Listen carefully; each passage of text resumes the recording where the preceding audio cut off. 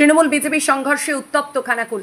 তৃণমূলের মিছিল চলাকালীন হামলার অভিযোগ বিজেপির বিরুদ্ধে। পাল্টা তৃণমূল মিছিল থেকে বিজেপির পার্টি অফিস ভাঙচুরের অভিযোগ তুলেছে বিজেপি। এই ঘটনায় ব্যাপক রাজনৈতিক উত্তেজনা খানাকুলের নতিপুর 2 পঞ্চায়েতের বলপাই এলাকায়। ঘটনায় জখম হয়েছেন উভয় পক্ষের বেশ কয়েকজন। এমনকি ঘটনা নিয়ন্ত্রণ করতে গিয়ে আক্রান্ত পুলিশও এক পুলিশ কর্মীর মাথা গুরুতর জখম হয়েছে বলেও খবর। তৃণমূল ও বিজেপি দুই দলই একে অপরের বিরুদ্ধে হামলার অভিযোগ তুলে পৃথক দুটি জায়গায় টায়ার জ্বালিয়ে পথ অবরোধ করে।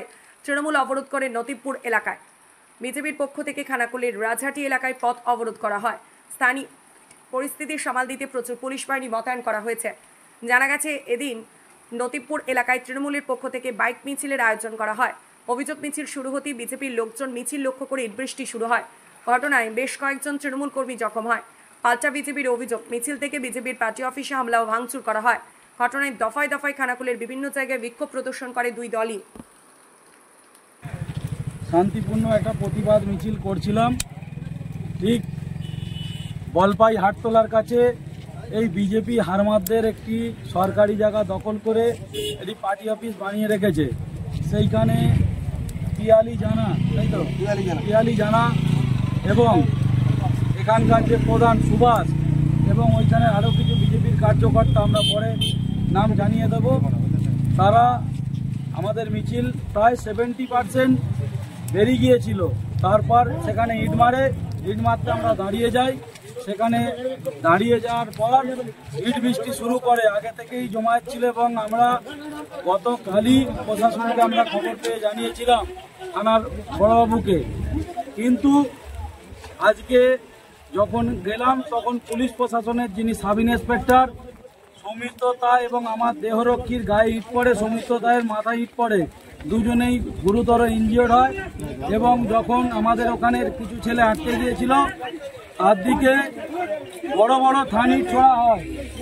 এই দেখেছেন, এরা মাথা পেটেছে। দুজন হসপিটালে, এখনো 4টে সেলাই হয়েছে, দুজন হসপিটালে আশঙ্কাজনক অবস্থায় খানাকুল 2 গ্রামীণ হসপিটালে ভর্তি করা হয়েছে। এবং আমাদের আরও কিছু কার্যকর্তার হাত ফেটে গেছে, আমাকে পায়ে লেগেছে, আরও কিছু ইট লেগেছে। আমরা তার কারণে আমরা এখানেই রাস্তায় বসে যাই, প্রতিবাদ জানিয়েছি। যতক্ষণ না এই পিয়ালি এবং সুভাষ এবং তার নেতৃত্বে যারা ছিল অ্যারেস্ট হয়, আমরা এই অবরোধ তুলব না। আমরা সাধারণ মানুষের কাছে ক্ষমা প্রার্থী, আমরা অবরোধে বিশ্বাসী নয়। কিন্তু পুলিশ প্রশাসন যদি যতক্ষণ না তাদের গ্রেপ্তার করছে, আমরা এই অবরোধ চালিয়ে যাব। 2 নম্বর অঞ্চলে তৃণমূলের এক মিছিল ছিল, বাইক মিছিল ছিল। সেখানে বিভিন্ন জায়গা থেকে হারমাদ, গুন্ডা, বিভিন্ন জঙ্গি সংগঠন থেকে লোক নিয়ে যাওয়া হয়েছে। সেখানে হিন্দু এলাকায় মহিলাদের উপরে অত্যাচার চালানো হয়েছে, মহিলাদেরকে বেধড়ক মারা হয়েছে, সেই সঙ্গে হিন্দুদের ঘরবাড়ি ভাঙচুর করা হয়েছে।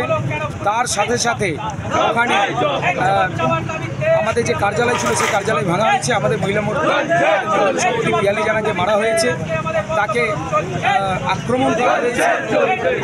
আর এর প্রতিবাদে আমরা খানাকুল জুড়ে অবরোধ বিক্ষোভ চালাচ্ছি।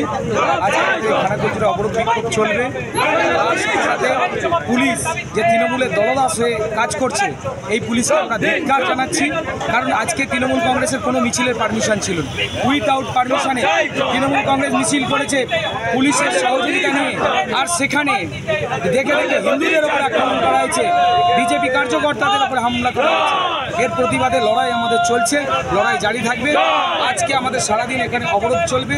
তার সাথে সাথে বিভিন্নভাবে আমরা চেষ্টা করছি আমরা আরও বড় আন্দোলন সংগঠিত করার জন্য, সেটা আমরা জানিয়ে দেবো।